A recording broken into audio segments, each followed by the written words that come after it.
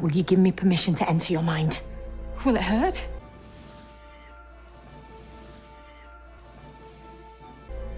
I'll be as gentle as I can.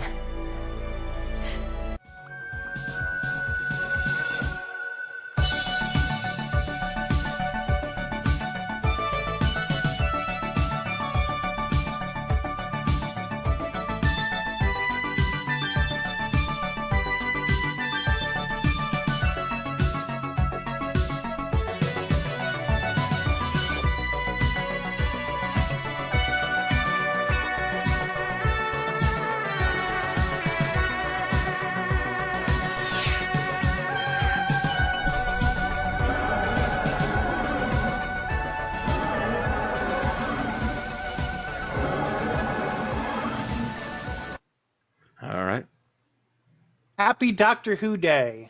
Welcome to episode 429 of an Unearthly podcast, streaming live on the 23rd of November 2021, aka the 58th anniversary, and featuring FLUX episode 4, Village of the Angels, written by Chris Chibnall and Maxine Alderton, and starring Jodie Whittaker as the Doctor, Mandip Gill as Yaz, John Bishop as Dan Lewis, with that Tadia Graham as Belle, and a cameo by Jacob Anderson as Vinder, just to remind us he is part of the plot. I am Bill Sylvia, the one in black, and with me are Randy Ronson McCulloch. Good evening. Alex Fireheart. And now, back to Touched by an Angel. And Mad Matt Winchell. I'm hearing in stereo. No, seriously, yesterday my hearing finally came back in my ear, at least for a few hours. Yeah. But seriously, yes, Weeping Angels, the ultimate bad touch. Remember, if it's ticklish, it's bad touch. Show us on the timeline where the angel touched you. If we had someone who could sing, I was going to start off with a parody of In the Arms of an Angel, but we did not have anyone who could do that. Nope. I can't hit those notes. No one in this group is ever going to hit those notes. And even if we tried to, it would sound terrible. Right. I couldn't even do that properly in falsetto. I'm sorry, no. I think at times I might be able to hit the notes, but on purpose and in the right order, definitely not. Yeah. Yeah, Bill, I'll sing in an Arms for an Angel too. You just need to come over here and kick me in the balls repeatedly.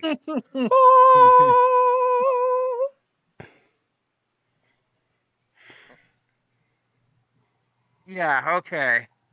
So how's everybody's week been? Too bad. Like I said, my hearing's kind of coming back, finally. Yeah, I'm finally seeing the tail end of this cold that got me pretty much laid out last week, at the end of last week. I had to cancel all of my games because, oh God, I was just miserable.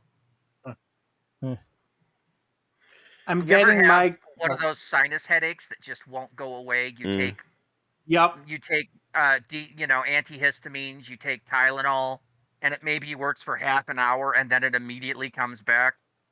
Those would be the days when I would make some tea, order a bread bowl from Domino's, which I don't think they even make anymore, and that would be my day. Yeah, except I can't have tea anymore because it's too much caffeine. So I'm sitting there with my orange juice and chicken soup and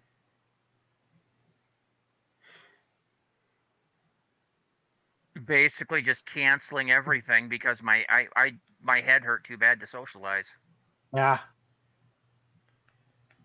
On a related note, I'm having a flu shot and my COVID booster tomorrow, which means that my Thanksgiving might not go as smoothly as I thought it would, but we'll cross that bridge when we come to it. At least you're having one. Aaron's working on Thanksgiving, so I'm not even That's bothering. awful. Yeah, I'm not having Thanksgiving either. My family's literally gonna go off on probably Thursday and leave me behind. I I work Thursday, I work Friday. The only day I don't work is Saturday, and half of them have to work on Saturdays. So it is what it is. Yeah, Thanksgiving used to be one of the few days where, families could actually be together, but that's been eroded more and more as time goes on. Well, as the family as a unit has gotten eroded. Mm-hmm. At my work, it's you got to pick one: Thanksgiving or Christmas. Well, what I'm saying is, the whole concept of the nuclear family, as we saw back in the 80s and 70s and 60s, is virtually gone. And even that was a relatively new concept because in many countries and a couple hundred years ago, you would usually expect the grandparents, maybe an aunt and uncle, especially if they didn't have their own kids, to live in the same house as a nuclear family. And now you get. It's all been subsumed by Black Friday. Well, here it's not even just that. It's Erin didn't have to work, but at triple time she couldn't resist. Gotcha. Yeah, And, I believe I it's get not time and a half, which means it's actually going to be a nice paycheck either way. Yeah, I think that might be federal law that you have to be at least time and a half for Thanksgiving and Christmas. I might be wrong about that. Which means I'm making at least an additional $6 an hour. But yeah, working fast food, Thanksgiving and Christmas were the only days that I was guaranteed to be off of the entire, 366-day calendar. Okay. And nobody could call me because I knew nobody would be in the building. I mean, back when I worked at the help desk, though, I loved working holidays because I got to sit there and watch DVDs, and there was like one call at the most. I could see that. I can see us possibly getting a little busy on Friday. But I guarantee you Friday and Thursday are mostly going to be people stopping by for gas and maybe picking up a few extra spare things. It's not going to be a lot of our usual customers. I know, like convenience stores and stuff. I think a lot of their Thanksgiving visits are people like, oh yeah, I'm visiting family and I'm supposed to bring a drink or I'm supposed to bring a dessert and I forgot to get something, so I'll stop in here. Or we're on our way back. Thanksgiving morning. Mm-hmm. Yeah. Thanksgiving morning, people will run in, grab a quickie breakfast item, get some fill up the car, and grab a soda for the road trip over. Or especially like people who have to go work, so their Black Friday shift starts at noon on Thanksgiving, so they're going to get breakfast on the way. Because I know when my mother and I used to go to my grandmother's for Thanksgiving, that was a 2.5 hour trip, depending on where we were.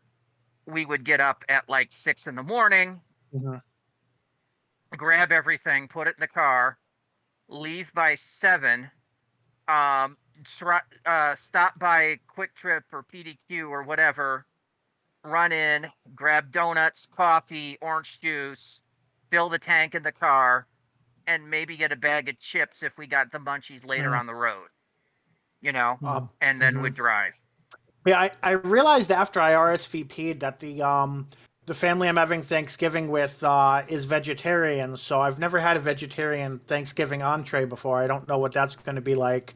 But I'm debating if I should get like a one-person turkey with my shopping tomorrow. Depending on how militant vegetarians they are, they might take offense by that. Well, I mean, like for something to eat at home by myself, not to bring with me. Oh, yeah. I wouldn't bring something on your own. Yeah. If I wouldn't bring something with me unless I was sharing it with everybody for sure. Yep. Well, yeah. I mean, are they vegetarian or vegan? I do not remember. Because if they're vegan, then they don't even want pumpkin pie because there's, eggs and cream in it. Which is, for me, if you're vegan, I don't even see the point of Thanksgiving. Right. You can't have anything with butter. You can't have anything with milk or cream. You can't have anything with eggs. So, like, 90% of the stuff I'd make in Thanksgiving. Yeet. I think I've seen her have milk before, but it might have been soy without me noticing. But yeah, Well, I can't comment for certain either way. it's going to be interesting. Yep. You'll have to tell us about it next week. Yeah. Mhm. Oh, So, I will anything say, else for the last week? For this last week, yeah, like, um, I forget if I I've just been mentioned busy. it last week because I think I would have noticed it before the podcast, but I forget if I brought it up. But thankfully, I no longer work Thursday nights anymore. I still work Thursdays, but now I work a 4-hour shift during the day. So I'm like, oh, thank God. Now I might actually, while it haven't really made much progress on it yet, I was like, oh, thank God. Now I might actually have a chance at getting my sleeping habits into something manageable. At the very least, instead of being at work for 4 hours on Thursday night and then being being awake until the sun comes up and then going to bed, because I have Friday off anyway. It was like I actually got to bed between like 2 and 3 a.m. or something. So I was like, oh wow, that's a slight change. That's nice. What is this sleep you talk of? Is that when you lay in the bed and just lay there in pain from sinus congestion in the middle of the night? Because I have those.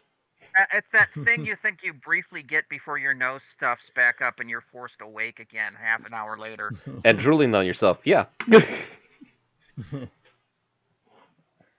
Okay, so I think that was a little TMI, so let's move on, shall we?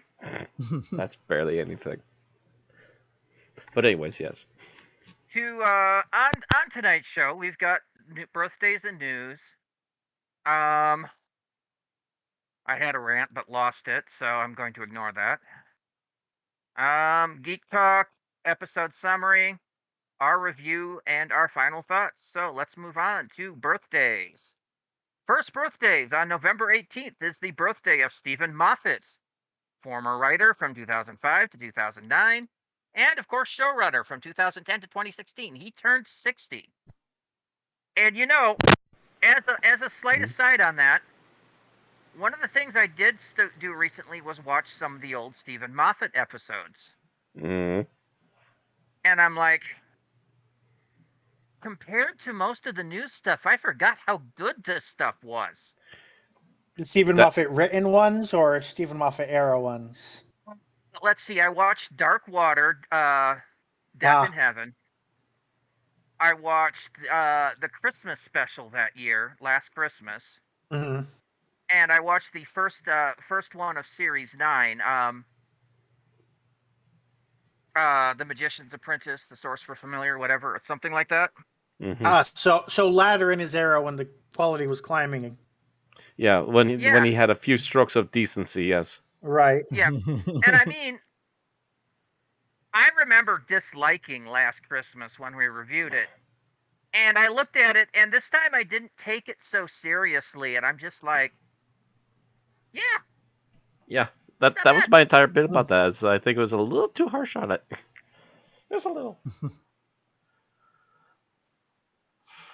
So yeah, I'm looking more favorably on that now, especially with what we've seen with Chibnall. Right. Anyway, We'll get to Chibnall later. although then the next birthday is the day after. First is Catherine Kelly, who played Speaking of the Moffat era. Miss Quill and in Class. She turned 42. One of the few good things about that show. And William Russell, who played Ian Chesterton back in 63 to 65, he turned 97. God, he's hanging in Keep there. rocking it, William. God, Then I really hope they manage to even bring it back. Even if he doesn't like have many dialogue, he's not doing anything. He's just sitting somewhere or something, just like a cameo. Just a look like before he cameo in the corner. goes. Yeah. I have no idea what his health is right now. Well, I don't know. right, I know yeah. Big So long occasionally as he he'd does be Big up Finish, for but that's it. occasionally. I think he stopped Yeah. doing Big Finish, if I'm not mistaken. Yeah, or I'm he not does it a sure on lot the less status. often than he used to, for sure. So Because it could he be that used to he's do in. like multiple times a year, and then they pretty much transitioned him out of that. Hmm. Yeah, I'm wondering if he's in no, like, declining mental state or something. Because, he's pretty old. 97's pretty old. Yeah. So I'm checking to see if he's had any. Yeah, he hasn't done anything since 2013. Ah. Mm. So I'm wondering if he might be just either physically or mentally incapable of doing anything anymore. Either that or he's just decided to be. retire and enjoy his remaining Yeah. years. Yeah, that too.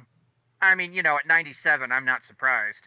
Right. I mean, the only other person I remember getting close to that old was Christopher Lee, and he was doing rock concerts at that age. But that's freaking Christopher Lee.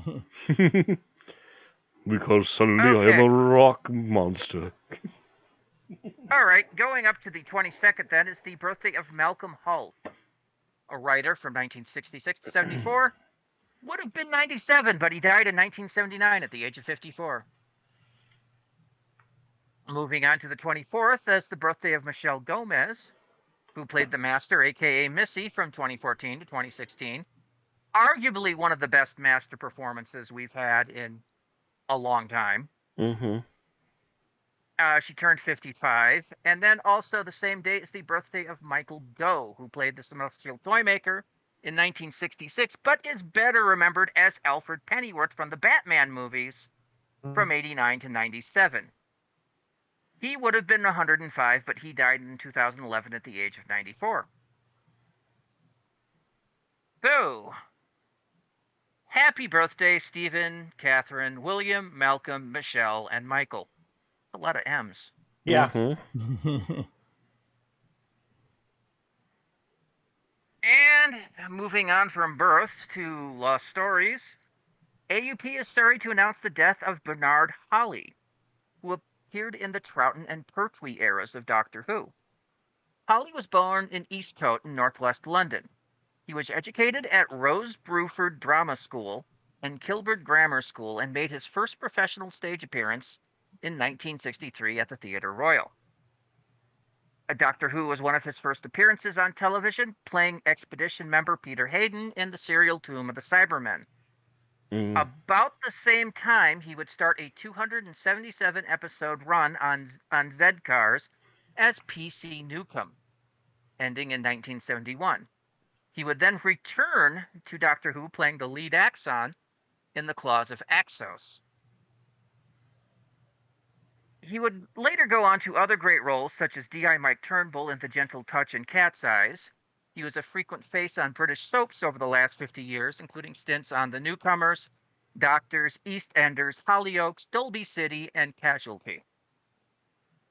Holly died after a long illness on November 22nd. He was 82. He is survived by his wife Jean, to whom he was married for over 50 years, and their son Michael, grandchildren Marley and Isla, 5 brothers and 2 sisters. So, fairly big family on his side. Yeah. Hmm.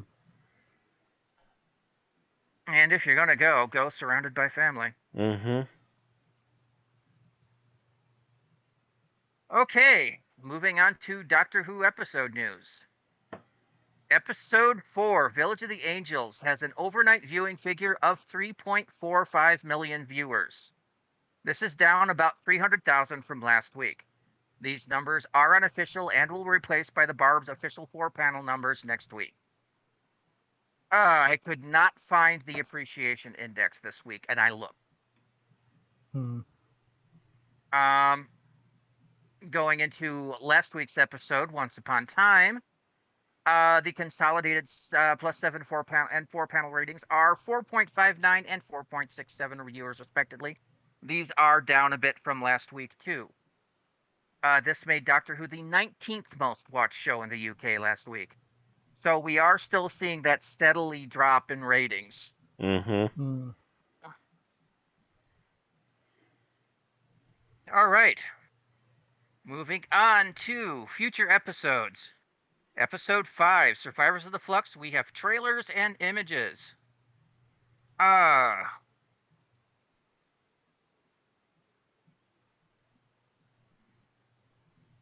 Yes. I Do believe I still have that open? one trailer is Nope. just a cut down version of the other. And there's a pretty good, most of the images are taken directly from the trailers. We do see, once again, spoiler alert for anybody that hasn't seen the episode, the doctor at the end of this one in Yep. angel form. Which, yes, I do agree with what you said, by the way, in spoilers, Alex. I would pay for a figurine of the doctor with that. Yeah. Just put it on my mantle. I would take the angel on fire myself. Hmm. That one would be harder to do as a figurine and have it look nice. Hmm. This one I could just see this on there. It would remind me of the statue on the dash in the movie Airplane, if you've ever seen it. Oh, Still need to see that one. Hmm. Oh Jesus, shame. Bill! I guess if nothing else, the angel on fire would be a funny Christmas ornament at the top of the tree. Oy.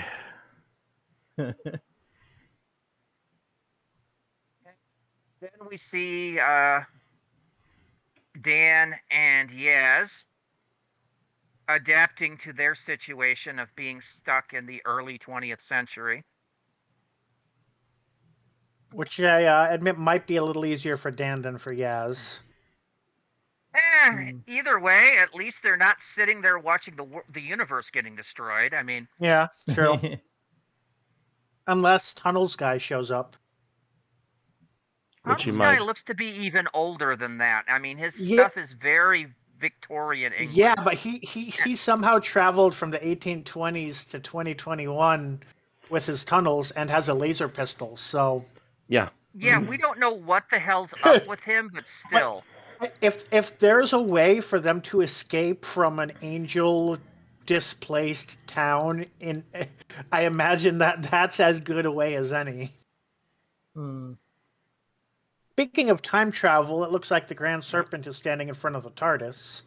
Mm-hmm. Yeah. Which, I was talking to Bill earlier, the fact that we know the TARDIS was left in 1967 in that village, if the TARDIS is sitting in unit headquarters, that means that unit was sitting on the TARDIS the entire time the Third Doctor was working for them.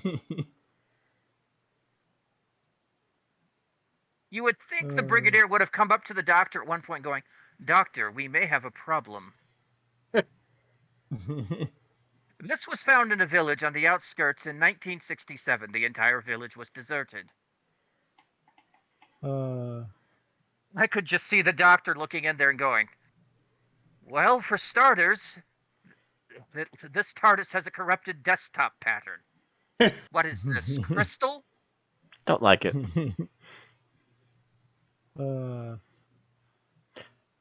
Also, someone's been digging in the side panels.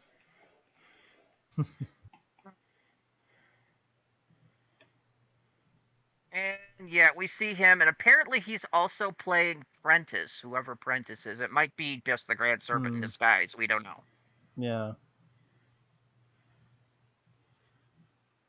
Because, you don't usually see somebody with the two-tone hair like that.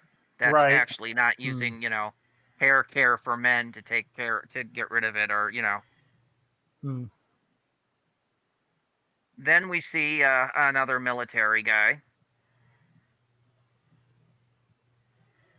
And then we have Carnavista and the Lupari fleet. Apparently, they're having issues. Yep.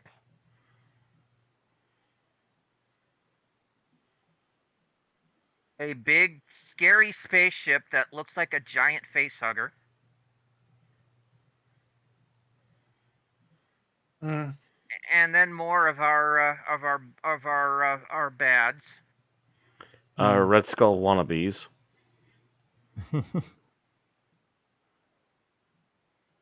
With some big blue device in the background. Whatever it is, it can't be good. Was that also in the background of the past shots where Jodie Whittaker was playing Joe Martin? There was something with them in those shots, but I don't remember what. I don't think so. There's I don't think some so. weird thing there, but I don't think it was that. Hmm. And the And prison then thing. Passenger, yep. Mm-hmm. Yep. Mm-hmm. And hey, look, we get more Vendor next week. Is it sad that And we know next to nothing of Vendor and Bell, but they're the most interesting characters so far? I mean, episode 3 was more or less dedicated to Vinder and Bell's backstory, so. yeah, Hmm. which gives them more backstory than Yaz. I'm just still saying. I'm still waiting to see if we're gonna get a shot of them on screen at the same time. It doesn't look like it. I bet they don't get a reunion until like the last episode. If they get one at all. As long as they don't go the cliche route and kill Belle off right before she catches up with Vinder, or even vice versa, would still be kind of annoying. Mm-hmm. Well, Like we it's do either way, have it's cliche. we do know Chibnall did say prior to the season, what happens to Vendor will break your heart. Oh, bloody hell. We're calling it.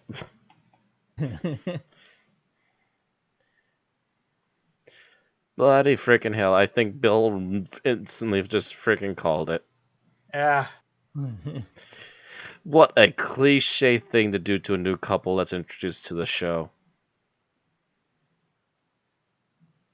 Apparently we also once again see Barbara Flynn's weird character Aswok, Mm-hmm. whoever the frell she is.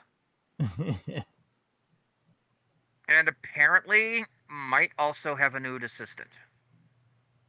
I feel like the lighting in those shots, like the decor, is very like First Order. Very, very Reds and Star Warsian. grays. Yeah. Hmm. And I wouldn't even say First Order, it's just very Imperial. Mm. And you know Yeah, what? I Imperial. didn't make this connection from the header, from the cover image of the companions and Doctor What's his name, Professor What's his name in the tunnels. But yeah, it looks like I may have called it about Tunnel Guy being the one to retrieve them from the past. Looking at these other photos together. Hmm. You want to just call the rest of the season right here, Bill?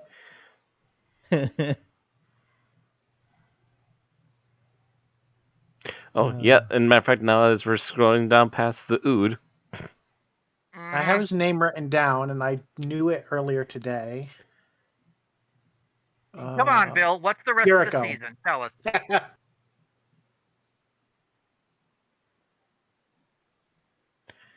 With Joseph.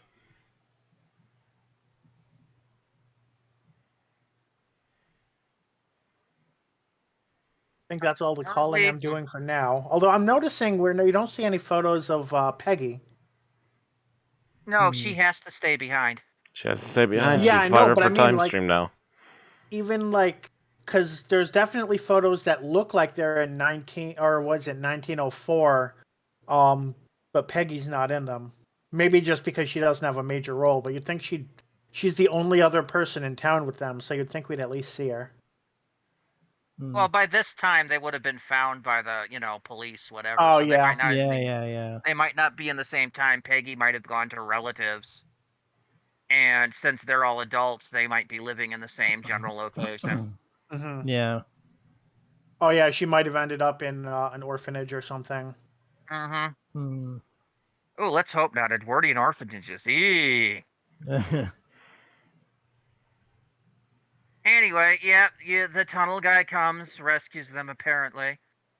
And then we see them at the end walking somewhere. I mean, literally, that could be anywhere. Right. Mm-hmm. At this point, with the way time and space are out of whack, it could be literally anywhere in the universe. It could be the planet that we saw Bell and Vinder and what's his name, Namako or whatever on Same time, Namaka on. it could be the freaking biblical desert, and they run into the Jews. We don't know. Yup. Yeah. They happen to see a guy with a red I mean- robe up on the mountain there, raising his arms. Let's be honest, this is modern Doctor Who, so there's a 50-50 chance it's within driving distance of London. But Let's face it. This was probably filmed somewhere in Cardiff, so it might be somewhere in Wales. We don't know. but yeah, I think that ends our coverage of those articles, of those photos. I mean, Yep. So the next thing we have is they made an announcement today, Yeah. and Bill brought this to my attention. so I didn't post this on our document until after Matt would have opened everything, but it's in our Discord chat if you want to bring it up from there. And that is the fact that today that they announced that the first of the, I guess you can call them Series 13 specials, that's what I've dubbed them, is going to be on New Year's Day.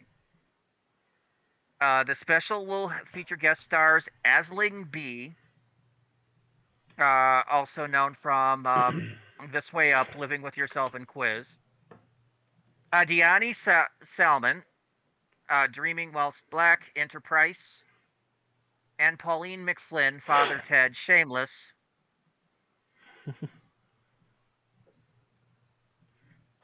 And apparently it's Sarah owns and runs ELF Storage, and Nick is a customer who visits his unit every year on New Year's Eve.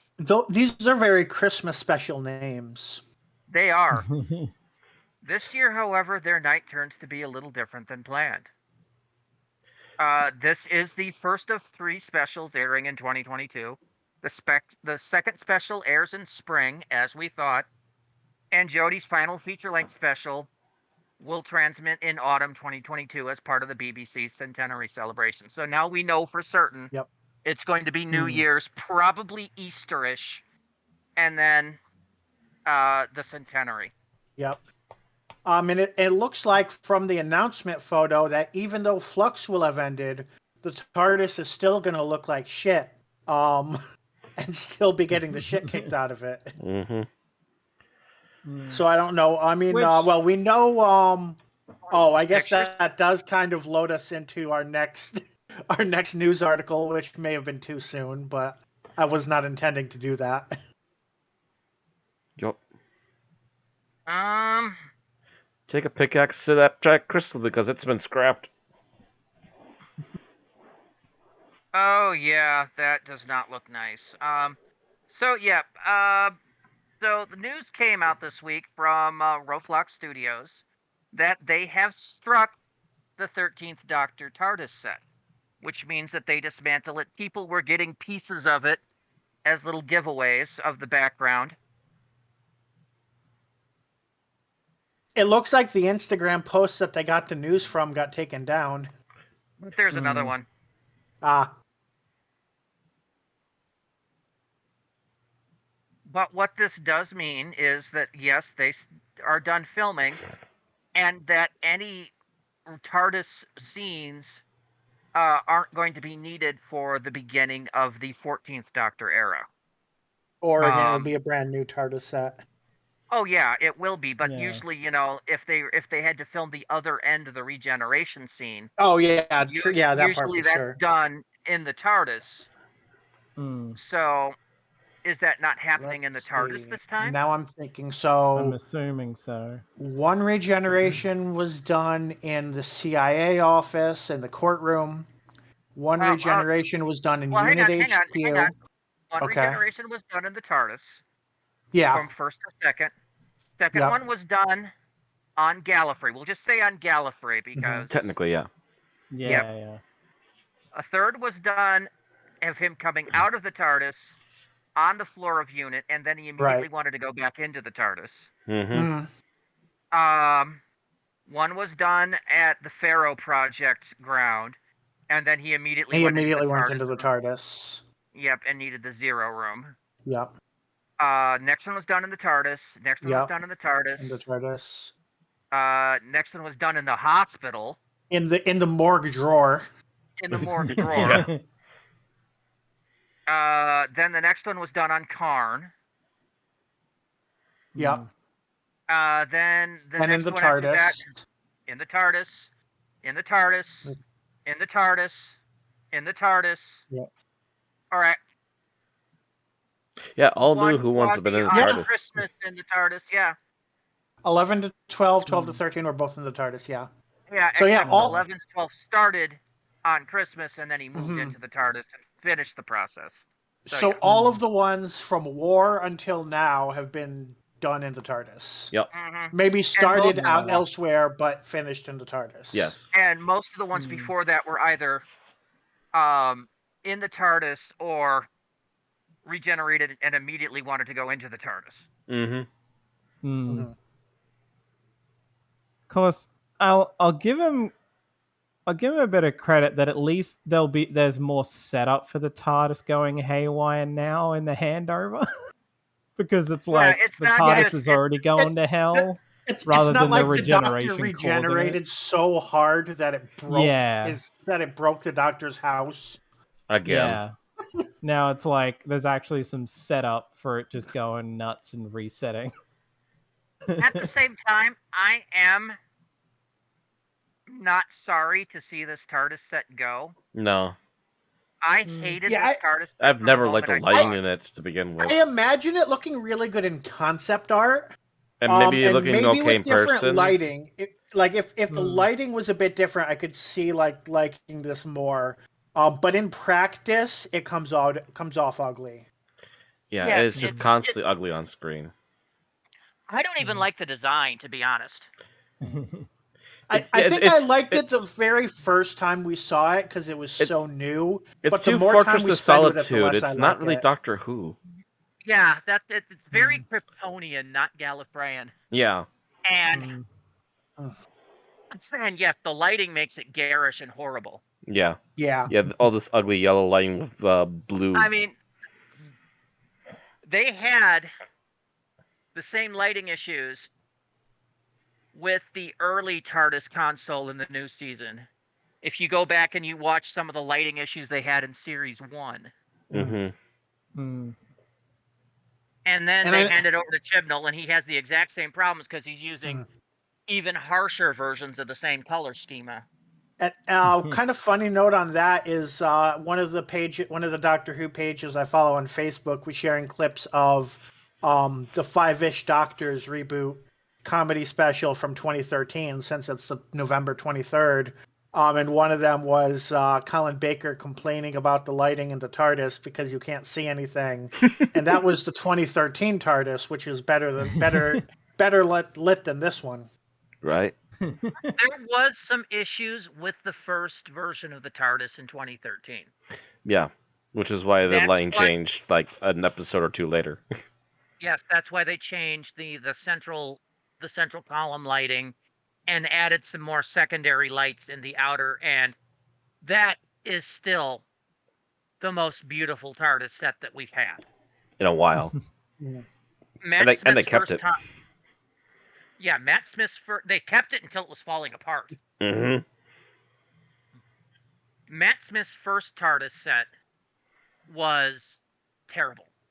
Yeah, that was basically Coral round 2, and this is Crystal / Coral round 3. That was the one. That was the one with the glass floor where they got all the criticism from people looking up, the characters looking up and seeing up Amy's skirt. Yeah, and all the steampunk useless garbage around.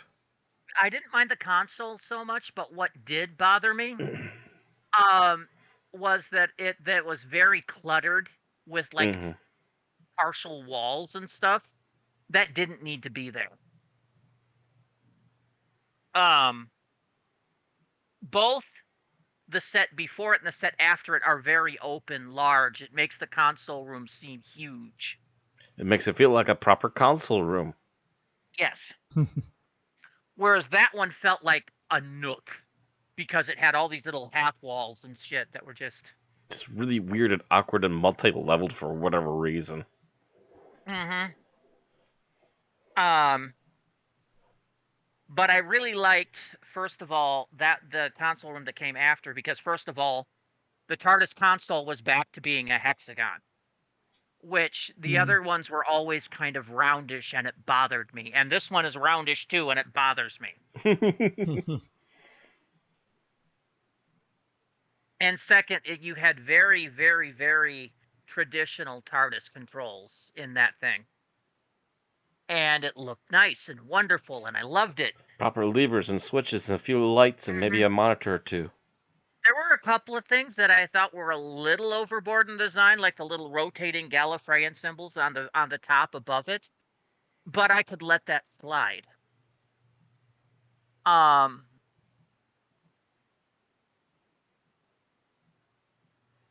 Wasn't like they were All in constantly all, in your I face. loved that design. And then we got to this, which again, you had an outer wall and then an inner cage. And then inside of that, you had these big crystal pillars just encasing the console that it never felt right to me. No, like we said before, it feels very Kryptonian, not Gallifreyan. What's with the big giant yellow crystals? I don't get it. Yeah, I do believe the first thing that popped into my mind wasn't Gallifreyan when I saw it was, we need to construct additional pylons. Oh yeah. You need to construct more pylons. Yeah, very Protoss. Mm-hmm. And although it's they're like, blue, not yellow, but yeah. it still had that feel. Mm-hmm. Actually, it probably doesn't help that it also has the blue lights. Yeah. So, and Protoss are very blue and yellow. Yeah, either way, I'm just like, first time I saw this console, I went, ew. And that's been my opinion ever since. So hearing that this thing has been torn down, I'm like, yes. Ding dong, the witch is dead. I'm also a little worried because we are back in the hands of Russell T Davies, and the entire time that Russell T Davies was in charge, it was that Coral. original Coral. Mm. And I honestly don't want to go back to Coral. Crossing my fingers, please, Russell, please, please. Oh God, I'll go into something later probably. We've gone into out there. Let's go back to semi-traditional, please. Right? We've gone back out there again. We don't like it out there. I wouldn't even mind seeing a reappearance of the Roundels, really. What are the Roundels? I don't know.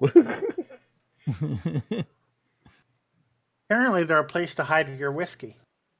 The whiskey and other weird random electronic devices. Controls. Yeah. They're just little, like, utility cubby holes that either go to circuitry or storage. But still,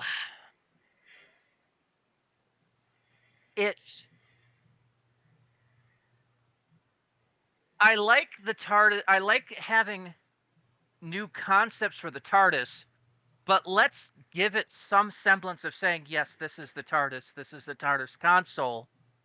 Let's not go all the way to Mars and back, please.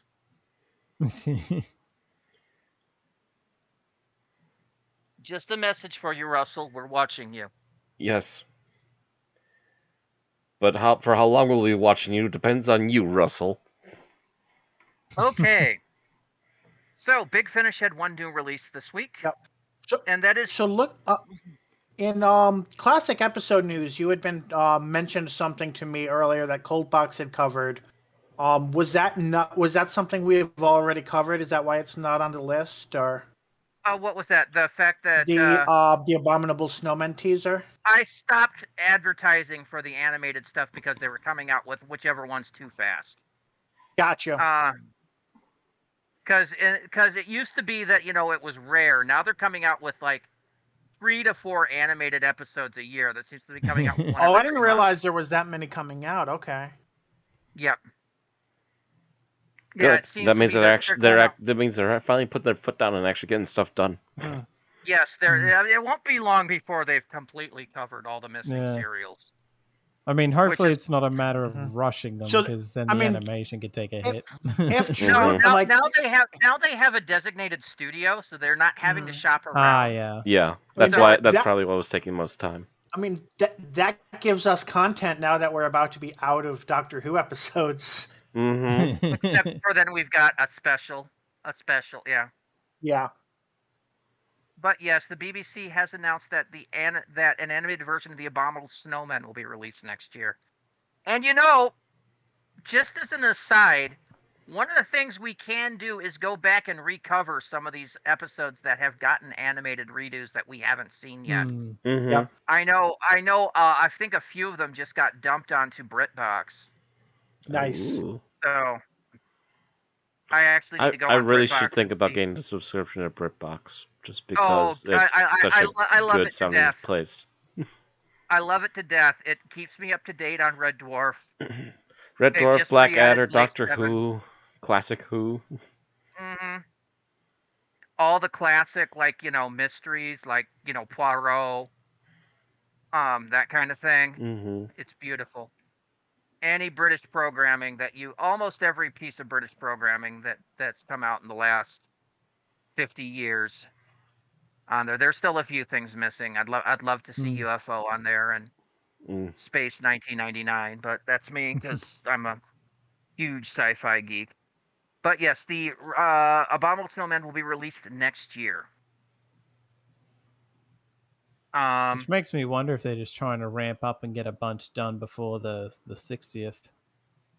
It might be. That might be part of it too, yeah. Now that they've solidified who's doing it.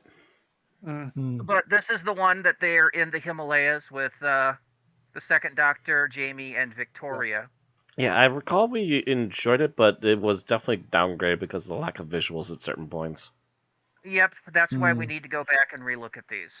Yep. Yeah, But a lot of episodes were punished because of the because there were so many because they were all stills. So I definitely think our ratings will change if we go back and look at these animated recreations. Recreations? You mean recreations? That's just literally adding a different accent to what I just said.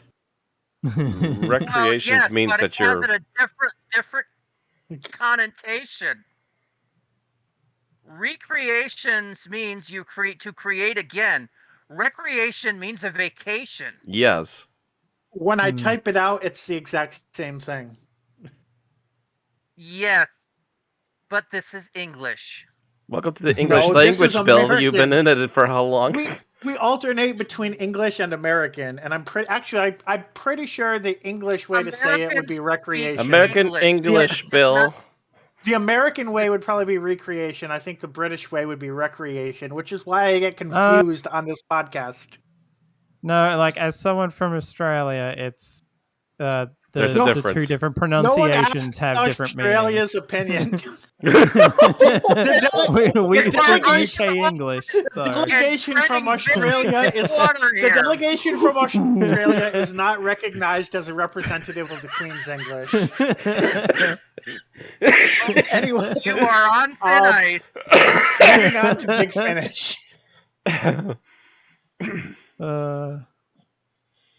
Yes, we'll move on, and the rest of the news will be conducted by me, who speaks English. American. Shush! Shut up, you bloody wanker! Okay, so their new release is Torchwood: The Red List by James Goss, with Paul Clayton and Sophie Aldred. Yes, Ace and Torchwood. Deal with it. Well, And with that is all the Big Finish news or all the news we have this week. We will move on to Geek Talk. All right, so are we doing the Batman stuff first or the Friday the 13th stuff first? But looks like we're looks doing like Friday the 13th. Yeah. So both of the Fridays first, all right? Yeah. So yeah, I decided to continue with my going through the Friday 13th movies I still hadn't seen yet, and I've now seen part 7 and 8. Part 7's better than 8. Part 7's a little more but I serious. was made aware that by things I watched that this is the part in the franchise where the ratings board came down on them pretty hard. Oh, that was already a couple movies back. Well, yeah, but like But it didn't help the sequels afterwards either, so yeah. Yeah, like apparently a bunch of the kills in part 7 got severely edited down because the ratings board was just like, no, keep pushing it back, no. And then like, to the point apparently with 8, they just didn't even bother.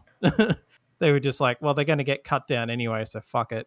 And then it turned out that they wouldn't have had to necessarily because they were easing off. So it's like, but yeah, I mean, 7 I just kind of have a fondness for now because it's just so friggin' ridiculous with the I guess as it's been described in something I watch, it's essentially like a pseudo crossover where you have Carrie essentially, or a Carrie stand-in in this case, versus Jason versus Jason.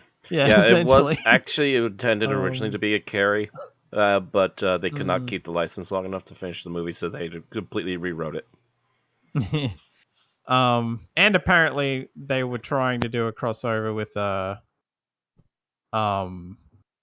Freddy around this point, but the Nightmare movies were making so much more than the Friday movies at this point that they were just like, no, fuck you. Yeah, they're Not basically worth it going, now. no, you do exactly what we say at New Line, or otherwise you can forget we're not making your movie for you. Yeah. And yeah, like it's just like the side characters are so fucking expendable, but like I like the relationship between the main character and her mom, and like the shitty psychologist is interesting because especially because there is a point where like I feel like this is maybe the first movie where someone actively shoves someone else in the way to get killed by Jason. So it's like, oh wow, that's new. Or at least actively if it's shove not, them in the way, maybe. Yeah, like abandoned to let them die maybe has happened, but like actually shoving someone in the way so the other person dies instead. Yeah. I don't think it had happened yet. Yeah, 7 I really like. Even though there is a lot, I guess it's like it's the kind of ridiculous that I can get behind, as opposed to 8, which is very dull.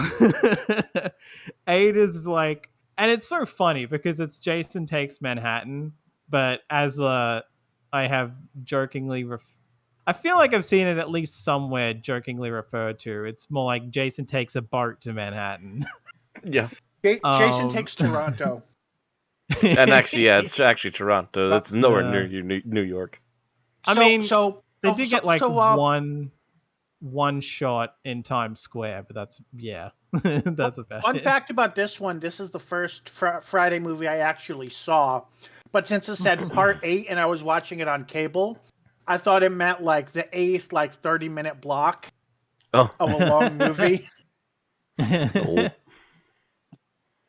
Yeah. I mean, like, and there's so much the fucking all the like visions that this character is having of like Jason as a kid sort of drowning or whatever is just like, what the fuck are we doing here? It's like this is definitely, I would honestly say that this is the weakest one that I've watched. To be fair, I haven't seen Goes to Hell yet. So I think that's a general consensus in terms of strength. People disagree about the story in 9, and you'll see why when you get there. I personally think this is the funniest one. Oh yeah, There's it's definitely the most tongue-in-cheek at times. Yeah. Although there are so many times in this where I'm like, you could just be like running or moving out of the way or something. That But being but said, the scene with the this boxing movie kid. confirms, like, 7 already sort of confirmed, but this movie absolutely confirms zombie Jason can teleport. And no one will be able to convince me otherwise, because there are so many. Like, there's a shot in 8 where, like, a guy is running away from him, looking behind him, can very clearly still see Jason, runs into a building, and gets thrown out of a second-story window. Like, Jason can teleport. There is no way that he can't. Did you know that this movie has a Jason versus Jason fight? Oh yeah. Mm-hmm. Oh yes, briefly. Like, well, he throws the guy into a window, but yeah, A mirror. well, Yeah. a glass, a mirror, yeah. But yeah, that is kind of funny that guy went on to They didn't know play it at the Jason time. like at least Yeah, once. a few years later, he would play Jason in one of the other sequels. Yeah. Specifically I because he think was it was- taller than Robert Freddy. Englund, Yep. and Kane Hodder was not. Yeah. Which is lame, but anyway. Mm. I mean, I will say there were, part 7 was like, yay, there's it's like, oh, I know this kill, because there's like the one where he smacks a woman in a sleeping bag up against a tree. Oh yeah. So I was like, oh yay, kill that one. I know that one. And then this one has the one that the only reason I was anticipating this movie for, where he punches a guy's head clean Yes. Yes. The boxing kid. Yes, I love it. It's so ridiculous, Whoomp. but I love it. Dum, dum, dum, dum, dum. Swoosh. That's good. Yeah, into a dumpster, and the dumpster lid closes. It's just like, okay, that was fun. Slow clap. Slow clap. Got it in one. And what's interesting is apparently, like, in the sort of build up to that guy actually was just going ham on the mask. He was legit, like, just punching the fuck out of it, because they had padding underneath the mask, and Kane Hodder had just been like, just go for it, make it believable. Like, go for it. Make it like, believable. so, like, I'm his protected back here. hands- I don't care. Go for it. I can take it. So apparently his hands being all bloody like that was legit, because he was actually punching the fuck out of that mask. It's like, holy shit. People go for their art. Yeah. Yeah. But yeah, like that fucking ending. This is like probably the worst ending of any of the movies thus far. Like the whole, like, oh yes, toxic waste gets dumped out every night at midnight in New York. Didn't you know that? Like, what? I believe we questioned it's, Tim about this back in the day, and Tim's like, nah, that's news to me. I mean, in the 80s, maybe? It's possible? Yeah, but oh god. Where do you think It's so bizarre, the but- Toxic Adventures came from? Right. Yeah, like it's worth watching for the sheer ridiculousness of it all, but it's definitely one where if you were trying to get through them all, I'd probably just be like, maybe you could skip this. But I'd definitely say 7 is worth watching. But I will say yeah, 7's it'll more be worth interesting it to see for if the 9 is worse. cinematography of it, because if you're very carefully watching 7, there's a lot of really interesting moments where you can find hidden Jasons sitting in the room watching. Cool. I missed like the first couple of times how many times he's actually in a room. It's just like, wait, he's over. Oh god, rewind that and lighten that up again. Holy shit, yeah. I think I've only watched 7 once. I think it's time for me to give it a rewatch. But yeah, that's about all I've got. So yeah, like I would Ready. definitely say 7 is the better than 8. Okay. So speaking of rewatched, I have 2 movies on here that are both rewatches, so I'll try to make it quick. But I rewatched the Tim Burton Batman duology. And I have to say, now that I've had a few years to sit on it, this may be controversial, but I actually think Batman Returns is better. At first, it really threw me because I disliked the Catwoman origin, but and actually the Penguin origin is also not comic accurate either. But if you ignore that and take it on its own merits, I think it just has better story arcs and is more interesting. Obviously, Jack Nicholson is great singularly, but Batman's arc is really weak in the first movie. He has an arc; it's not a very strong one. and Jack Nicholson's arc is pretty decent. But the Batman Returns, both Penguin and Catwoman's story arcs are great. Rising, falling, all sorts of different, things that affect their characters. They're just well-written story arcs, and I love them completely. One thing I did notice, because when I last watched this was before I'd actually taken any classes in media criticism or anything, but I couldn't help but notice that it's hard to do this with comics, so I'm not coming down and saying that I think Tim Burton's a misogynist based on these two movies. But it does not. These two movies do not serve women well thematically. In the first movie, you have two women. One is a prize that they fight over, and then Joker scars her face when he gets bored with her. And the other one is a rising photojournalist who quits her job after she gets some good dick.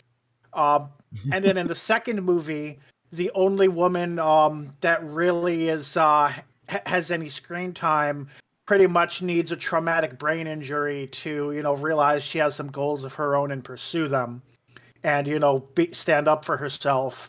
So, I mean, the comics, I don't think the comics were doing that much better. They really would have needed Barbara Gordon to do anything different, and they weren't at that point. So again, I'm not necessarily saying Tim Burton's a terrible person, but these movies don't do great on that front. I also think it's kind of funny that allegedly Vicky Vale was introduced to the comics because they didn't want Batman's main love interest to be Catwoman anymore. So they introduced Vicky Vale and also Batwoman. And here it's the opposite. Vicky Vale is the first in the movies because she was more current at the time, and then Catwoman after Vicky Vale leaves. So it's the exact opposite, which is there's really no story about that, but it's just kind of funny to me. Otherwise, I would say both of these movies still hold up. I have that minor gripe, but Batman '89 is, it's still a great movie. Jack Nicholson steals the fucking show. Michael Keaton's all right, but Jack Nicholson carries that movie start to finish. And Batman Returns, I would say, is even better, and I would say shares the screen time a lot better between different characters. It's probably the best, definitely the biggest role I've seen Christopher Walken have, and he really fits well in it. So yeah, I would say I think everyone knew those were good movies anyway, but just to recap, those are my thoughts, and moving on, and I guess it's me for the summary anyway. Okie doke. Okay, and I've got my notes pulled up, so feel free to start a stopwatch and let me know when you're ready. All right. My notes are very long, so I might go over 5 minutes, but I tried to shorten them. Okay. Starting in 3, 2, 1, go. All right, the episode begins with Claire from episode 1 taking what seems like a lie detector test. And every time she is asked to make a reference to a date, the test identifies that she feels like he's lying, which confuses the man administering the test. Claire then goes into a trance, which leads to her making ominous statements about no escape for her, not this time. We cut to the TARDIS, where the Doctor does some jiggery-pokery and expels the Angel from the cliffhanger from last week. The TARDIS trio step out to see where they've landed, and it's 1967 England, where two people are trying to use the TARDIS to phone the police about a missing girl named Peggy. The sonic screwdriver burns the Doctor in its quest to become a dowsing rod. I guess it can do that now. Causing her to run off to join the A-plot, leaving Yaz and Graham in the B-plot to deal with the two locals, whose names are Gerald and Jean. Yaz asks about search procedures, which gives Gerald the opportunity to show that he's a cranky asshole. Yaz and Graham go off to the field that Peggy likes to play in, where they encounter and fail to outsmart a weeping angel. I guess that means the angels have taken 4 companions now. The angel sends them to a completely deserted town, deserted except for Peggy, who explains that the angels took everyone else.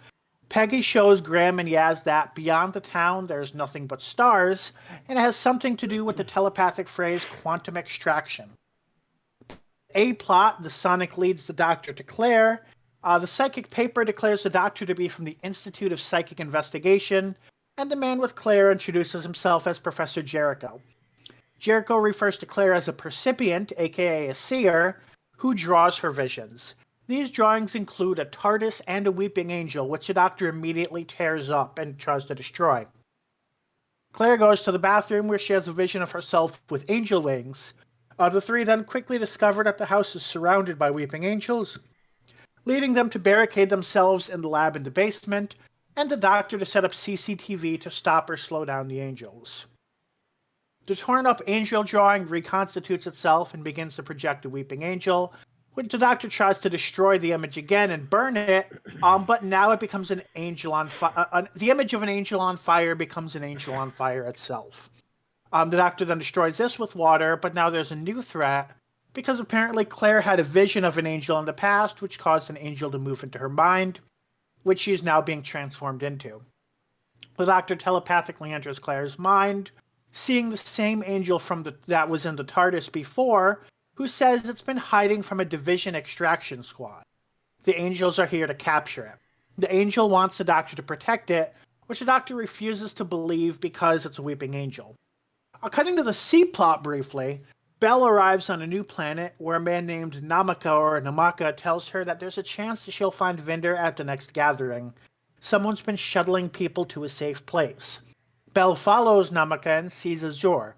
Once Azure reveals a passenger form, Belle says she knows what they are, and whatever this may be, it's not salvation. She prevents Namaka from being teleported into the passenger, causing him to become angry and demand she stay away from him. Back at the B-plot, Yaz, Graham, and Peggy return to the town center, where a weeping angel appears in front of them, with Peggy warning that nobody survives it twice. Gerald and Jean arrive, and when they're told not to put their backs to the angels, they respond with "don't tell us what to do," leading to the angel killing them in self-defense. Peggy shows no sorrow because Gerald was a complete dick. They then find a line where they can see into the night that they left somehow. I keep calling Dan Graham, I'm sorry. Dan tests it by throwing a stick across, which completely vanishes. An old woman then arrives, named Mrs. Haywood, who's been warning everybody in 1967 to leave. She sees Peggy and says she remembers this because she is Peggy, who had been trapped in 1901 and then aged for 66 years. She also reveals that what was thought to be an excavated burial site is probably the vessel the Weeping Angels arrived on in 1901. In the A-plot, Professor Jericho interrupts the Doctor's psychic conversation because they're now surrounded by angels. The Doctor leads them out through a secret tunnel she saw in the blueprints, which angels start coming out through the walls of, resulting in a tense standoff in which Professor Jericho gets sent to the B-plot and the angel lets the Doctor escape. They then taunt the Doctor to cross the line before the companions explain when and where they are. The Doctor tries to turn in the rogue angel in exchange for putting everything the way it was, but the angel has already made a deal with the extraction team. They're going to take the Doctor instead. At this, the Doctor begins to transform into a weeping angel herself. Back to the C-plot, we see Vinder speaking with Namaka, who tells him that he saw Belle, she may have saved his life, and she left a message. Vinder watches this message in which Belle tells him she is off to see what Azure is doing with the people she's tricking, but runs out of tape before she can give any coordinates, leaving Vinder to continue searching. All right. That was roughly 5 minutes, 34 seconds. Almost under 5 minutes. I knew when I had a page and a half of that was going to go long. And I cut off a lot of the back and forth from the original episode. Like, it condensed like 3 or 4 scenes into each paragraph. Hey, so let's talk about what we liked about the episode. And guess what, Bill? You're first. Yeah. So I feel like what I came up with was too general, so I need to be a little more specific in what I have to say. And I think I really like the character of Professor Jericho. He's kind of not the sort of character we normally see. Like, he's not a companion-like character. He's not like Nikola Tesla's assistant or anything. The sort of character who you're like, oh yeah, that's a traditional companion archetype. He's not that, but he's also not like panicking, scared, or disbelieving or anything like that. He's kind of he's more like a doctor equivalent. You know, he just wants to learn what's going on. He's out of his depth in many ways.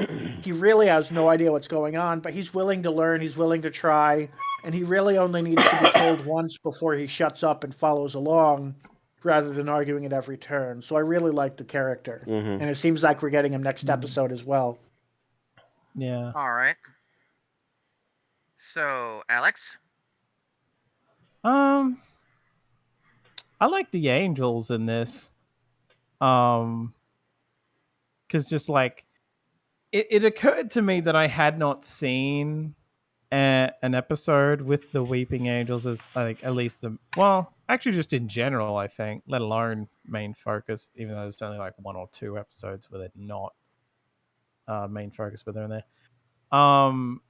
Yeah, like it did really feel like, I guess, sort of like with the Sontarans before, like this has made them into like more of a legit threat again after being a bit overdone previously, I or still just in feel there's the some Sontarans issues case a there, bit but wonk. yeah. Well, yeah, it's like while it might not be perfect necessarily, there's like it was nice to have them being like treated as a legit threat, and hell, technically they win, Yeah.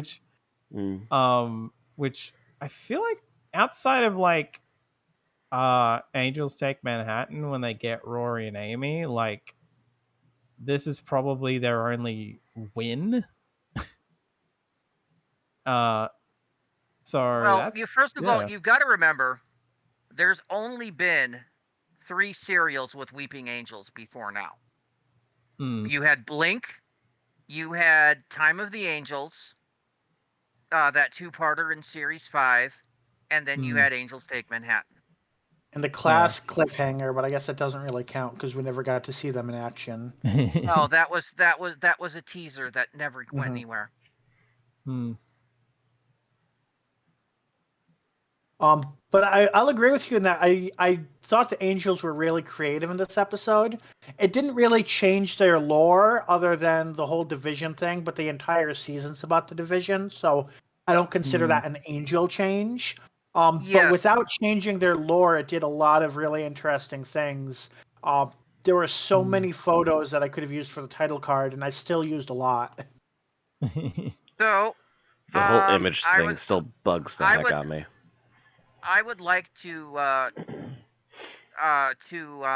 tack onto this. I also was going to choose the Angels because I would like to note that the Angels treated Weeping Angel continuity better than Stephen Moffat ever did. Yeah, they kept even the squirrely stuff that Stephen Moffat added in for no reason. They kept the squirrely stuff, but they basically just followed Time of the Angels continuity. They did not deal with the amount of pure stupid shit that were added by Angels Take Manhattan. You didn't see any cherubs running around. Which is funny because there was a church, weren't- so there would have been an excuse, maybe. They weren't, inhabiting statues. They were the statues. Yeah. And even like Time of the Angels, the dumbest thing about that was your eye is an image, which is stupid because that would mean everyone who's ever seen an angel becomes an angel. So I think this actually handled it better than Time of the Angels did because they didn't go that extreme. And it even gave the explanation, they need a lot of effort to come through your TV. They can't just do it willy-nilly and take over the world. They've been treated a lot better by these people than Moffat ever treated them.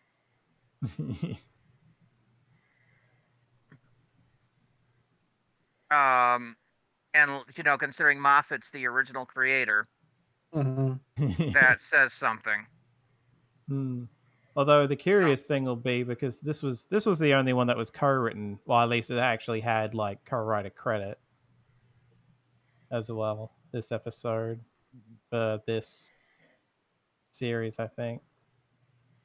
So the curious thing will be whether that was Chibnall or the co-writer. Probably the co-writer. And well, remember this was also done using a writer's room, so the writers choose the specific like the dialogue and maybe some of the specific plot points, but a lot of it's chosen by committee, and we'll never really know who contributed to those decisions. Yeah, but it seems to be here. And from what I'm reading, it is Chibnall needed somebody to help him with Weeping Angels. Mm. He knew the rest of the plot, what was going on, but he needed somebody to hammer home the angels, which is why that this person got co-writing credit when nobody else has gotten it this season. And if he had called on Stephen Moffat to do it, they would have gained 3 new powers. Correct. And he might have actually asked Stephen Moffat, and Stephen Moffat told him to bugger off. Not my job anymore, Chris.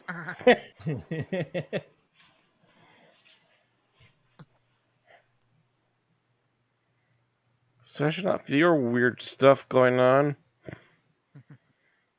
And it's like, fine, I'll make my own angel story with blackjack and hookers.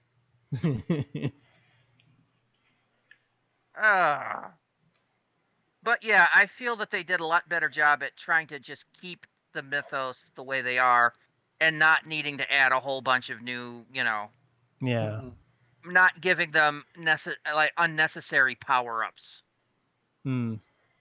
Which is the way Moffat always handled the angels. They're this. Oh, now they can do this. Oh, now they can do this. Hey, you should see them tap dance.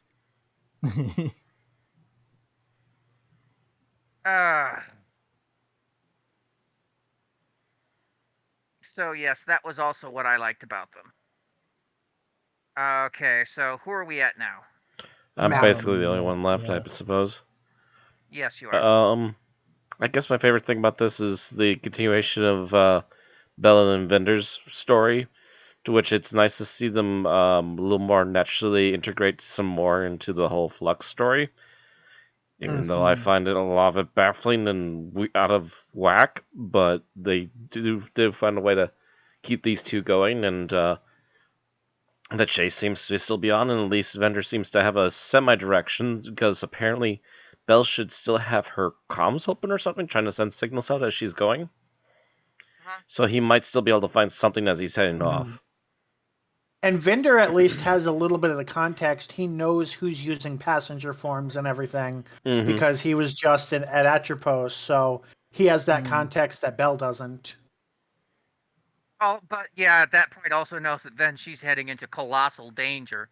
True. Because those things were obscenely powerful. Yep. And I'm not sure, I don't think he knows that she's pregnant either. No, there was no hint in there.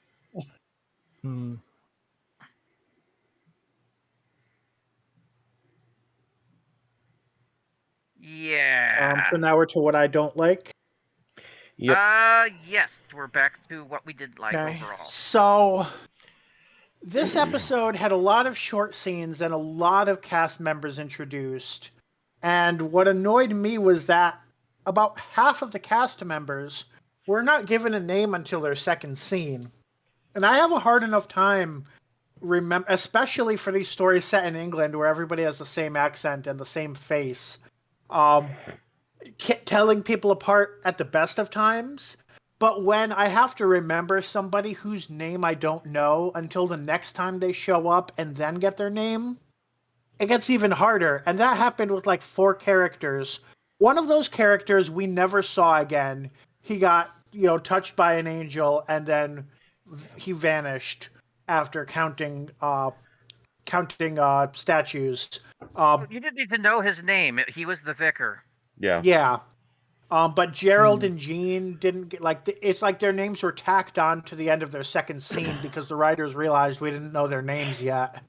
And even Jericho, it's not until his second scene that he gets a name. I was shocked when I realized that Namaka, however you say it, actually got a name in his first scene because he was the only one.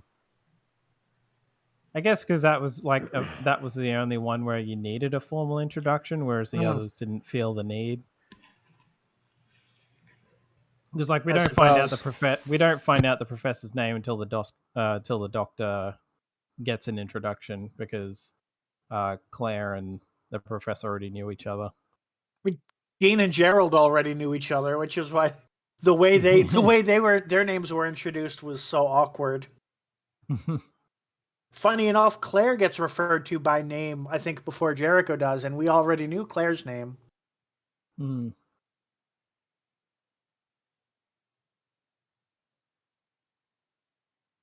Okay.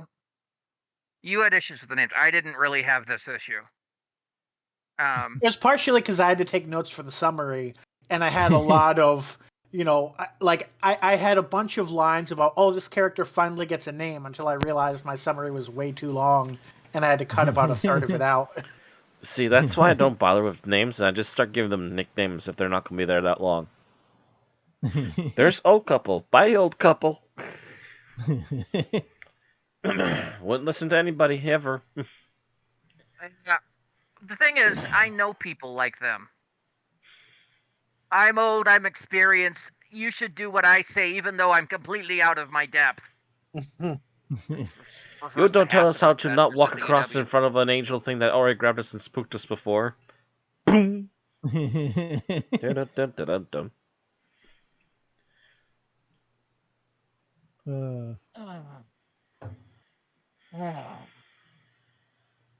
Like I've said a billion times, just because you have a frickin' PhD in art history doesn't mean you know how to clear your frickin' browser cache. Okay. So, Alex, I believe you're next. Mm-hmm. What didn't you like?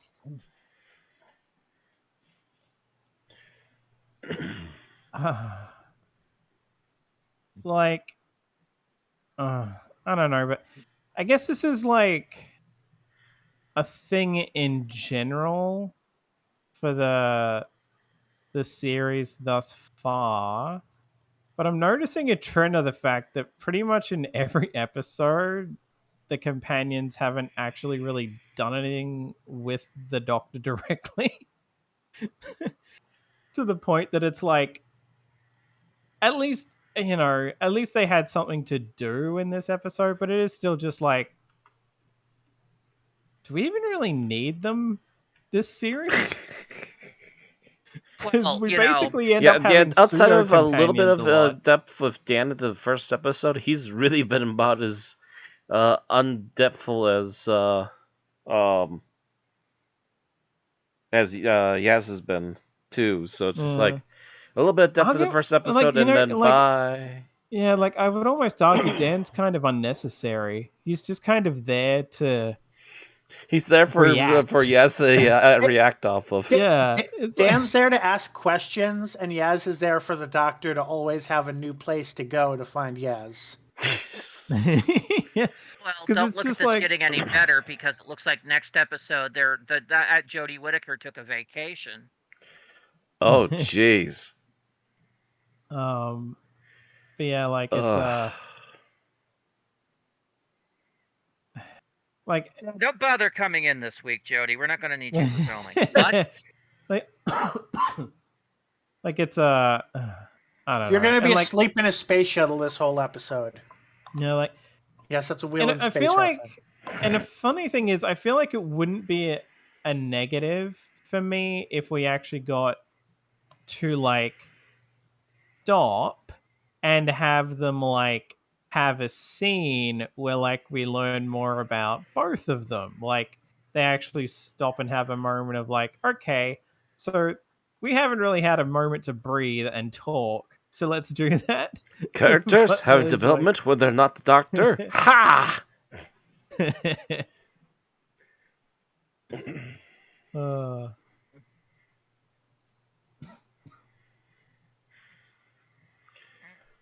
Well, yeah, from what we've seen, next week it's all going to be about the companions. Brace yourselves. I think we'll see Jodie at the end of the episode, but that's about it. Probably. As they set up the finale. It might be that the next episode is, considering the name, It might be mostly about Bell and Vinder. Well, apparently there's also the plot of how they get from True. 1904 to But wherever. that might be the C plot of this episode. We don't know. We don't know. I'm just saying the trailer was very Jodie light. Mm-hmm. Which either means it's heavy spoilers or she's not in there. Mm-hmm. I suppose it's to me now. Yes. Mm-hmm. Sorry, I was briefly muted because I was coughing. So my overall most annoying thing about this episode. I'm sorry. I liked the Angels when they were much simpler villains. Their continued usage baffles me. The whole image thing is really still does feel like it's undermining their original power set, which was already a strong one. And also, I believe it was mentioned there were assassins or something when they first appeared. I think it was more a nickname for them. Yeah, they were called the Merciful Assassins because they didn't kill their targets; they just sent them back in time, which actually makes a sense if they were a hit squad for the division. True. Except that the division wasn't part of it, which just makes it feel like it's sloppy writing from Warcraft. And if you don't know what's going on with Warcraft lately, whoo boy! Well, yeah, let's not get into that. Yeah, will not. Well, you remember that the Doctor was the one that was saying this, and the Doctor, according to this season, had the memories of the division wiped out of their memory. So yeah, I'm not much caring for this whole division thing either. Yeah, but what I'm saying is, you piece the two pieces together, they do actually fit together like a puzzle piece. I find it happenstatial, but yes, it does have its little bit of a ring there, but it's like, okay. Well, yeah, I'm going to say that that's one of the things I don't like about this myself is the whole division plot, because I know where this leads to the whole Doctor's previous life, which I think is a ton of bullshit, Mm-hmm. and I have stated so. I've been avoiding mentioning it because I feel like it would be somebody's least favorite aspect every episode for 6 episodes straight. So Yes, that's why I wasn't. Stay away from it for now. That's why I wasn't going there. Yeah. I was saying the fact that they were a division hit squad does make sense that they would have been considered assassins, and they have stated that the division was something that was in operation during the dark times. It was actually mentioned, I think, 2 episodes ago. That you mean to tell me these aren't the dark times? the original capture of Swarm and Azure was considered the end of the dark times. Which is a completely new spin on the dark times, but I'm not getting into that either.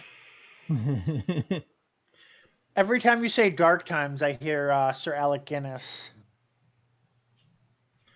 Oh, no. Dark times. The dark times was supposed to be shortly after the formation of the universe. It was supposed to be the very beginning before Time Lords became an organized society. Mm-hmm. Back when they were fighting vampires in space. Yep, and spiders. Yes. Yeah, and giant spiders too. Yes. Back when the Gallifreyans had to deal with the great vampires and the Rachnos. They might have been Shobogans instead of Gallifreyans at that point. Not Bill. I'm going to fucking murder somebody.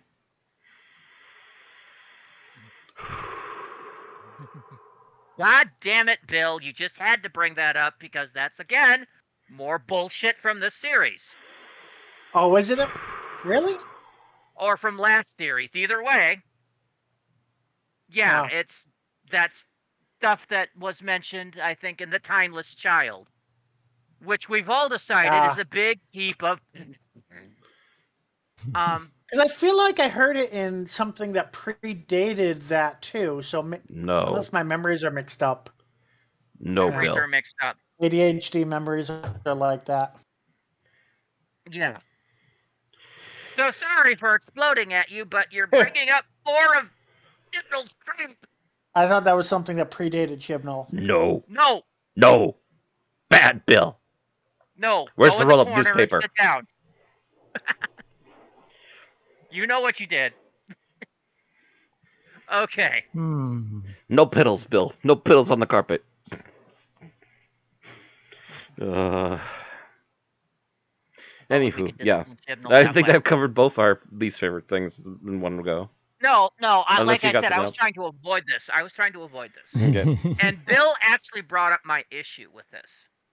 And this is again because it's probably kind of a mid arc episode, so it's suffering middle movie syndrome, and that is the fact that the ending is a complete and total depress fest. Mm. The doctor, of course, arrives in this town trying to save everybody because that's what the doctor does. How many people does the doctor save? 0. None. Mm. We end up with, the only 4 people living back in the 1900s. What happened to all the other people? Did they all get then proceeded killed by the Weeping Angels? They got double fed on, I think. Yeah. And what happened to the original people in 1902? Apparently they got sent further back by the newly arrived angels. Mm-hmm. I wonder Dear if they're God. going to follow up on that, like a bunch of people showing up in like 1850 or something. Maybe that's what started the whole digging thing. That was what I was to say. That might be the tie to the whole digging site. Oh, Why yeah, there's so might many be. homeless people that need jobs. If he does that, I'll have to give Chibnall some credit. Yeah, if that is actually an actual plot point, that is something to credit them for, because that's more forethought than has been going on lately. So, Jodie Whittaker at the end saves nothing, gets turned into an angel, and her companions are trapped in the early 20th century in the Edwardian era. Mhm. That's a big bowl of suck. Add image here of internet dog saying this is fine with the room on fire. At the same time, no, please don't. I hate that meme because I've seen it too much. Add to this that the Vinder and Bell plot goes absolutely nowhere, with the two still not meeting up, still haven't found each other. They've just found a little more details about the ongoing plot, stuff of which we already knew. Yeah, but they're more directly involved with it now. At least Bell is. That's not my point. My point is that they're still chasing. Yeah. On the scorecard for the heroes, this episode is a big nothing burger. Mm-hmm. Well, she saved that one guy, Namaka. I think I pronounce his name differently every time because I don't remember actually hearing him say it, but I know because he said it so fast. He saved the one guy who tipped off Vinder to the location, and yet he's still trapped on a dying planet with nothing to do, so he's not really saved. Half a planet. Half a planet. Half a planet. Which, actually, yeah, Again, that... Since we're already talking about things we don't like and nobody brought this up, I'm trying to figure out how a half a planet with a quarter sun is not in some kind of terrible ice age. Yeah, I'm bullshit science, Chibnall. Bullshit science. First of all, half a planet would not have enough gravimetric force to keep its atmosphere. Our moon is what, 1/3? Of Earth, yeah. I think it's like something a quarter like or a third, yeah. Earth, yeah. It does not have a breathable atmosphere because it can't keep a breathable atmosphere around it by gravity. half a planet, first of all, probably would have destroyed any molten core the planet had, would have destroyed the magnetic balance of the planet and disrupted the poles, And the thing and will have been flung. the atmosphere would have been flung off into space. Add to this a quarter sun, yes, would have reduced the ambient temperature of the entire solar system. Unless the sun that was a quarter immediately started putting out more energy, in which case they're going to be heading towards an explosion anyway. Mm-hmm. And yet, everything looks relatively calm on the planet. Except that it's all wasteland. Totally a safe Oddly place enough, to be. Star Trek's season 4 of Discovery is apparently doing something very similar with their plot, with what they're calling a giant gravimetric wave going through subspace and destroying planets. The planet is still 90% intact, but all life on the planet was killed, which is actually more scientifically viable than what we're seeing on Doctor Who. I suppose.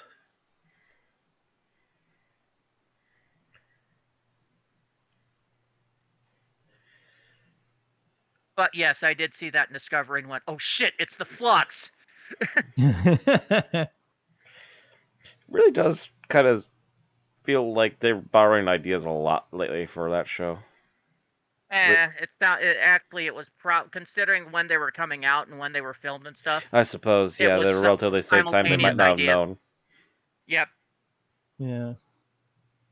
The two geeks that work on Discovery are watching Doctor Who on Amazon Prime right now going, oh shit, this was our idea! Oh wait, we did it better, never mind. Oh wait, theirs is a little more hokey, okay. At least neither one of them is doing the Genesis wave. You Genesis? Yeah. Anyway. So yeah, I do think that science is shit. But like I said, I do still feel like this episode is a big fat zero. Mm-hmm. It just, all it makes you do is feel bad. Progress was made, but nobody was saved. Whee! Does kind of, saved at a price is fine, but no saving all price makes rewatchability really, really low. Unless you're running through all of it at once. Because this is a continuation story, pretty much. And I suspect that might be why there's no appreciation index, because I bet it was record low again. Mm-hmm. Anyway, favorite scene. So I've been thinking hard about this, and I think I'm going to have to go with Gerald literally biting the dust. Because he is an asshole, and he kind of deserved it. And also, it kind of made the Weeping Angels more of a threat than they've been before. Because in the past, we've seen the Angels send people back in time, and they still enjoyed their lives, so it didn't really seem to be a big consequence. Or we saw in Time of the Angels snapping people's necks, which always seemed counterproductive, and there didn't seem to be much point to it. Here we actually see, what happens if somebody if angels feed on somebody twice, and they don't actually just keep getting sent back in time over and over. Except I think a Time Lord I think that might have been a subplot or mentioned in one of the episodes. But we actually see, yes, eventually they do kill people. Yes, it would be interesting to see what would happen if a person, let's say they get touched by an angel and get sent back, 10 years. Just, it's a weak angel. And they manage to live those 10 years, get back to their time, and get touched by an angel again. Yeah. Mm-hmm.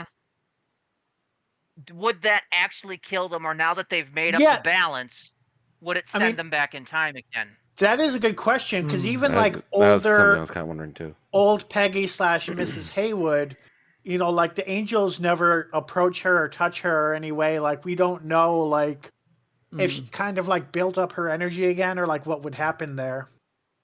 Yeah. Or if it's just a matter of the idea of the cruelty, it's like, how we're going to make you live through this again. Right. Sort of thing. And we'll let you continue to live with it. Bye. It would be an interesting thing. to ever deal with if they bring back the Weeping Angels in the future. But did they ever Which clarify now that they are oh, they were in another episode. I forgot. They were in Time of the Doctor. But I tend to repress that. Right, yeah. Yeah. Did they ever clarify in an episode what happens if an angel feeds on a Time Lord? It's happened. Because remember in Blink, the Doctor. The Doctor and Martha got sent back together right before the episode started. Yeah, to the 60s. So it happened, but we don't know what'll happen if angels touch the Doctor again. Because you notice they did not manage to touch the Doctor in this one. Right. Yeah. Because I feel like a Time Lord would be like a bottomless buffet to angels. Yeah. Like they can live for thousands of years in a single form, so I don't think, they would suffer the same effects as a human unless they were touched like 5+ times. Well, or unless, I mean, they sent back thinking they were human at the time, got sent back to the 60s. I mean, remember they feed off the potential of what they would be. If you took a Time Lord and you sent him back from here, say, to the frickin' Stone Age. Right. That would be Angel Buffet. Which we don't necessarily know how far the angels can send someone back, I don't think. No, we don't know. I mean, it depends on their strength, so. Yeah.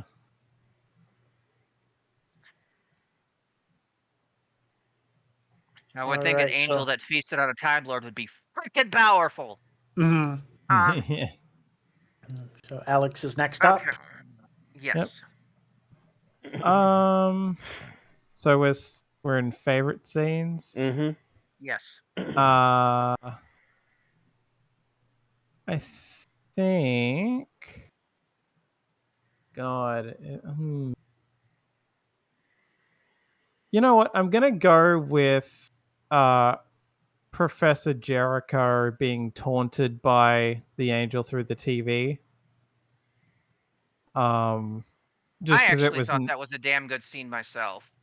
Yeah, it was nice to have, especially the idea of taunting someone with their own voice. That was had a nice been done touch. before. No, it hadn't. No, they were using the voice of a dead person. Yeah. Right. So like trying Corrected, I stand. Yeah. The whole taunting of like, just give up, you've lost anyway, sort of a thing, and like, what have you got to live for, kind of a thing, and him just being like, fuck off. Was very nice. Fuck off, you don't know the first thing about me if that's what you think. Yeah, that was very nice.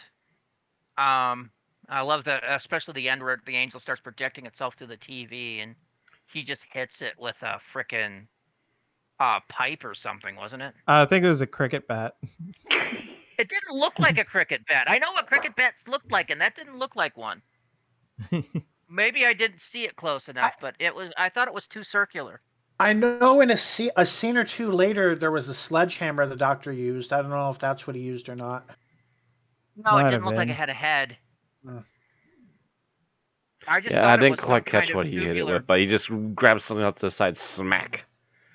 And just basically told it to piss off. There's a lot of stuff lying around in that lab. Yeah, it looked round, or it looked circular, wooden.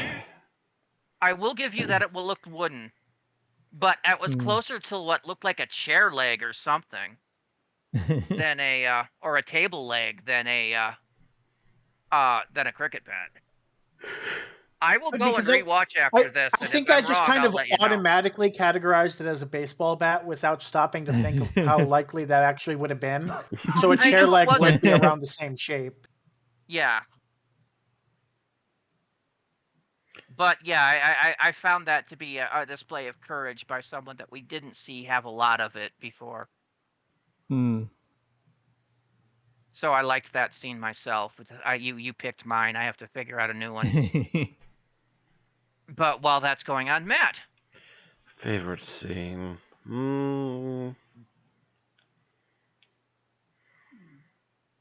Actually, I'm gonna go. Yeah, we can't remember. I don't remember what his name is, but essentially the father, the uh preacher or whatever, that's finally giving it, lamenting to the decision to count statues in the Vicar. graveyard. The vicar. The Yes. finally giving into the idea of double checking the statues because there seems to be somebody believing there's something up here while he can't deny the fact that people are apparently disappearing. And then you just see him slowly counting all of them down, and he gets to the right number. Then he stops and looks, and he's like, "And another one."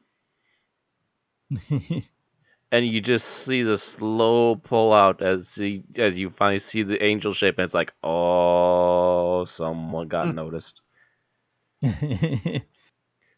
Problem is that goes both ways. Boop. Yep. I will be talking about that in least favorite scenes. Oh, I thought it was pretty good for at least the small little quick scene. I will explain why in least favorite. Okay. Okay, so favorite scene, I think, is when the Doctor first breaks in on Professor Jericho. That was also a good scene. Yeah. Actually, to be She's fair, like, "Oh, there's the a door lot was of good open." scenes No, in it that wasn't. basement. The door was open. No, it wasn't. Well, it was when I picked it. On the second watch, I thought that was really good foreshadowing. How the psychic paper said psychic investigator, and for her to actually get answers, she needed to psychically, telepathically link up with Claire. I thought that was good foreshadowing, if that was intentional. Mm. Either that, it was just really fortuitous writing. Mm-hmm. But yes, I just liked the patter in that scene. It's something that we don't see from Whittaker enough. The doctorish patter. Yeah. That's just casual name dropping while she's doing it. Actual proper doctor writing for her. Yes. It proves that she can do it. Just that they just for whatever reason don't write it that way. So the whole Scrabble thing you liked? Here's his name. It's just like, oh yes, 33 points on a triple word score. Oh wait, that wouldn't be legal unless it's that was just beautiful. Because it's the way that the Doctor's mind works so chaotically. And then comes back around full circle. Yeah. Because the Doctor's mind is working on 10 things at once. Mm-hmm. The problem is she only has one mouth.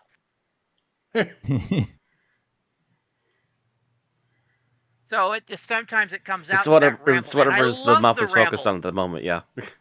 Tennant was great for the ramble. Matt Smith was great for the ramble.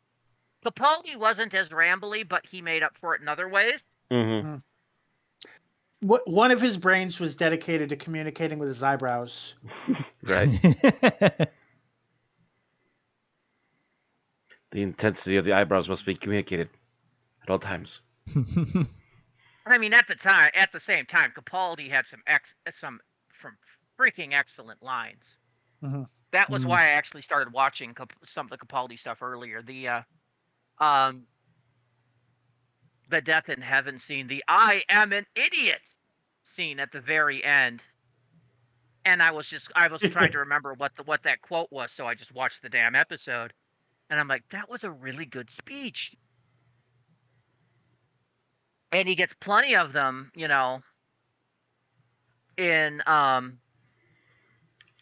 Magician's Apprentice and all this, just great speeches.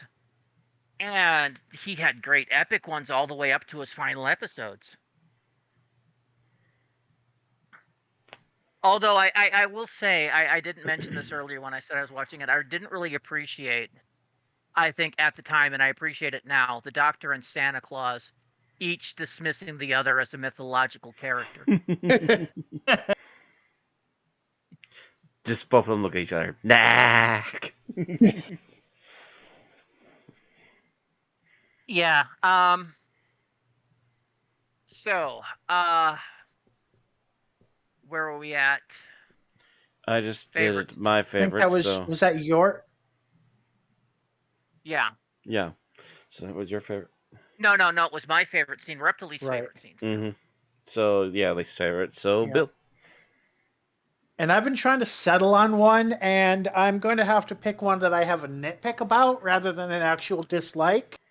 And I think I'm going to just go with, yeah, I think I'm going to go with the whole crowd of people that are like, oh yeah, the passenger is our way to salvation. Because you see this, like, I mean, I get alien, different alien appearances and whatever, but Azure is designed to look as evil and sickly and deathly as possible. And then the passenger is like this big black muscle thing that doesn't talk and has a skull-like mask for a face. I mean, yeah, judging by, I mean, I get you don't necessarily want to judge by appearances and that everyone's desperate, but you'd think somebody there might be like, That seems this fishy. doesn't look, this doesn't look kosher to me. Like, I think they might not be what they're saying. They look a little sinister. Yeah, I think you do misinterpret the sheer desperation of people. yeah. And that's why it's a nitpick and not like a major complaint, but it seems it happens a lot in fiction, and it always feels a little off when it does. Like people don't like characters in fiction don't have the ability to make connections between things that you would expect the average person to. Let's warmly welcome the invading horde of demons. Right. Well, that was a blunder. Whoops. Hey, the Doctor makes that blunder all the time. Hmm. Walks right up to the invading horde and asks them if they care for a jelly baby. Well, that's usually because the Doctor's actually got other plans too, but...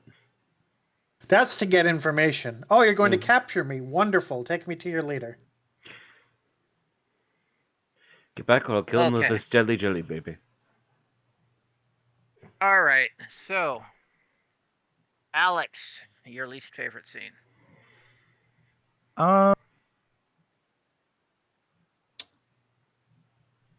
Let's see.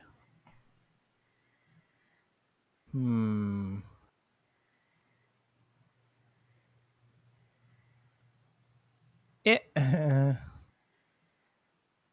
it's more of a nitpick than anything, but the the thing of Claire looking into a mirror and like having the sort of, I mean, to be fair, they say it's more of a hallucination or whatever the fuck, but still, just like her with the angel's wings sprouting out of her back is like, it was more, to me, it was more like just made me laugh than anything. Like they're trying to treat it as serious, but I'm just like, okay, that's a really funny visual.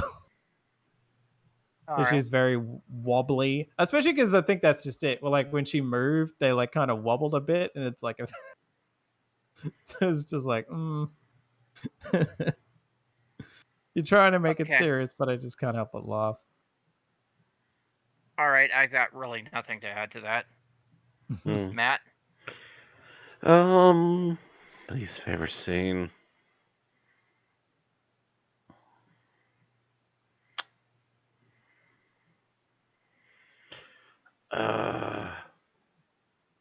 There's a couple of them I could poke at. Actually, yeah, how on earth does an angel make a ripped up piece of paper come back to one piece again anyways? How? Is that a new power set? That they can bring themselves back together? Well, technically, if an image of an angel is an angel, and an angel is for all intents and purposes indestructible. That screams of bullshittery, especially since they light on fire, then douse it with water, and then it's destroyed. So apparently there's still ways of getting rid of it. Oh, that would actually be interesting. And also kind of comical. Could the angels be destroyed by water? I'm melting. That's what I was thinking too. Melting at the end. At the end.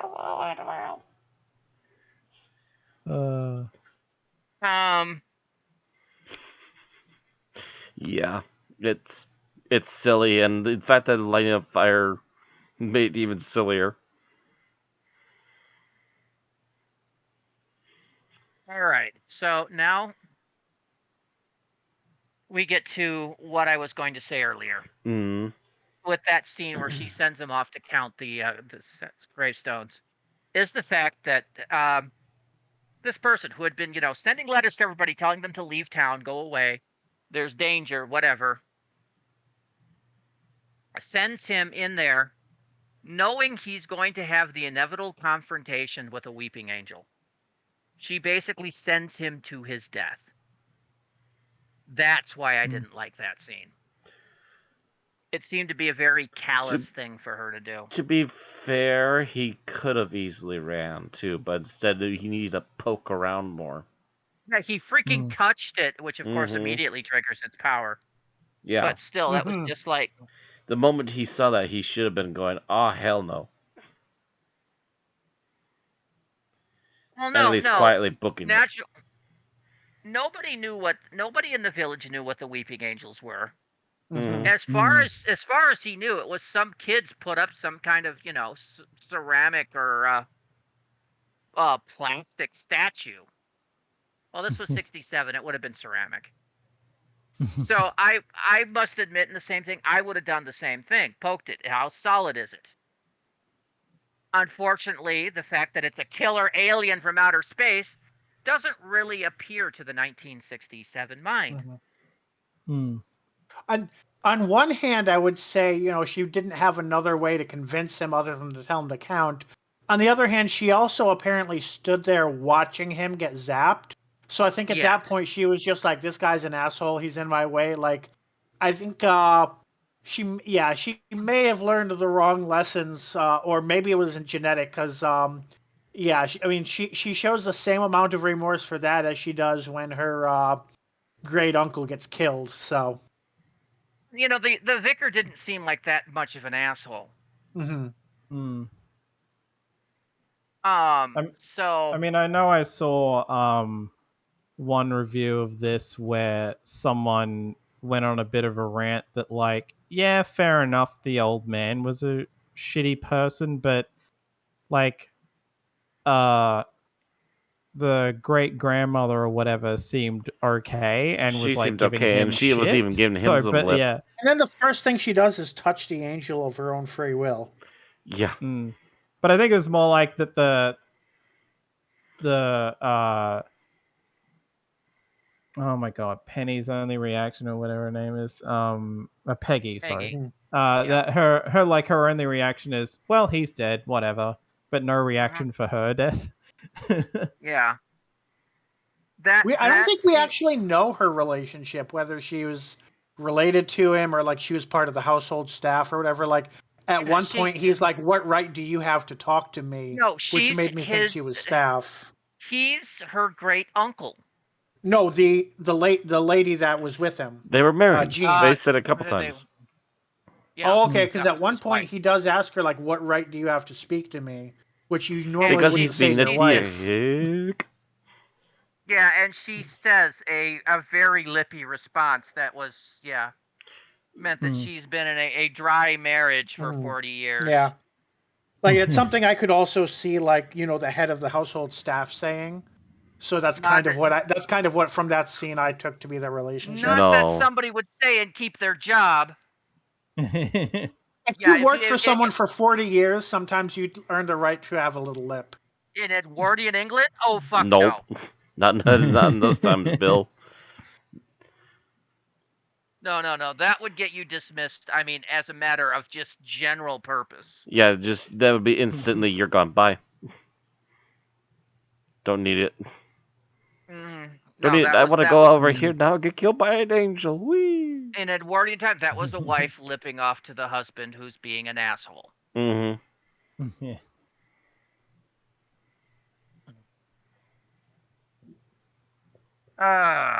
Okay, who are we up to? Because now I've got lost. We were at me. Yeah. Yep. Okay, so final thoughts. Okay. So I thought this was a pretty good episode. Definitely the best Angels episode we've had thus far.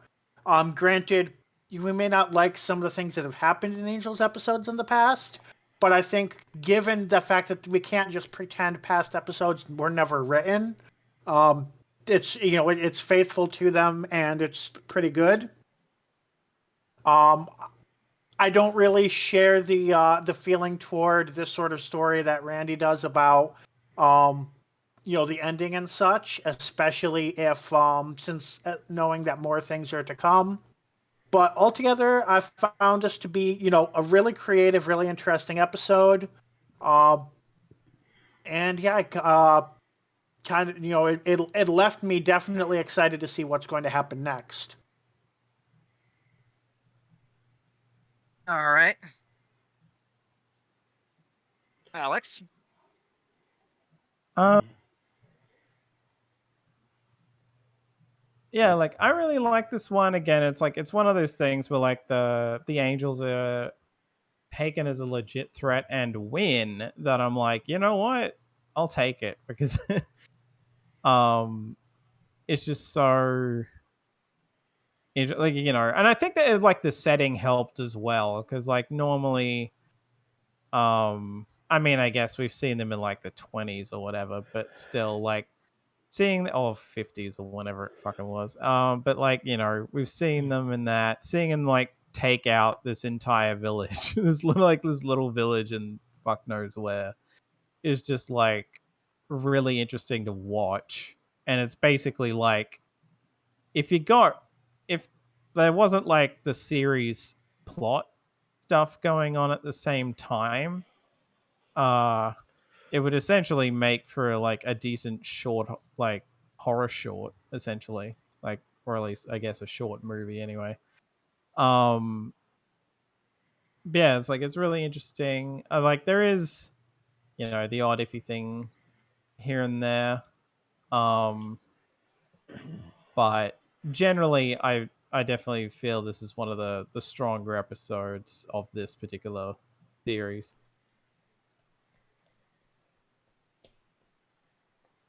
All right. Matt? I'm really 50-50 about this. There's some genuinely good moments with some of the characters, in particular the Doctor and some of the characters she's with in the basement. And there's some generally good stuff most of the time with the Angels, but then some of the overreach powers still kind of come into creep, and it's just like, oh, these things again that I don't care for, that they shoehorned in. And then also the fact that they're shoehorned into this plot that again, goes back to something that we don't like, that's kind of undermining how the franchise was supposed to be going, but we'll see how it goes, I guess. And then the some of the other side characters getting some advancement, but not really getting much actually done, just a slight advancement. So yeah, it's a very mixed bag for me.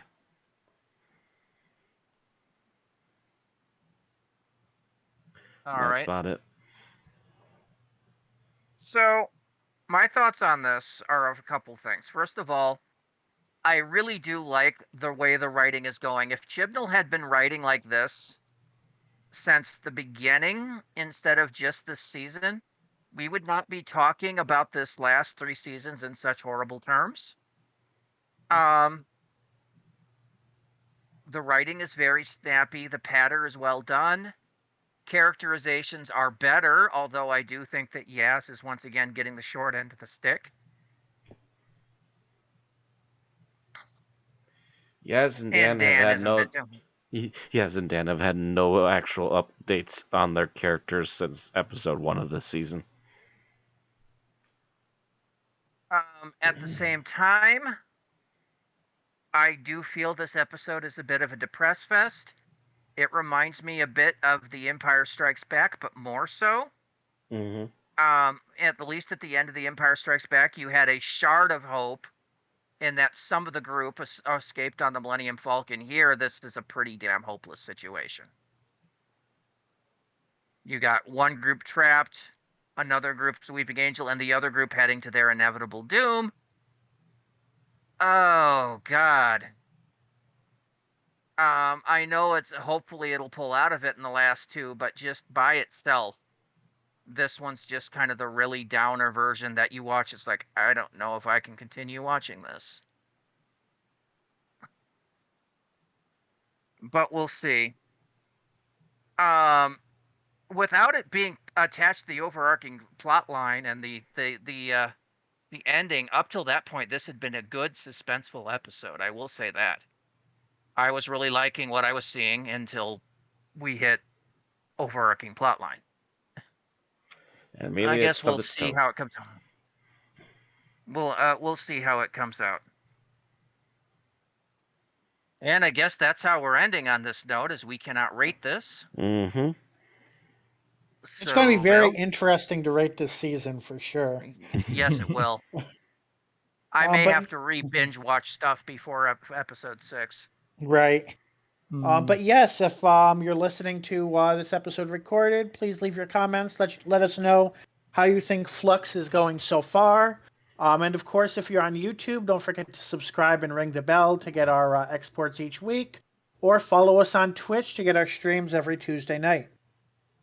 All right, so next time we will continue on with Series 13.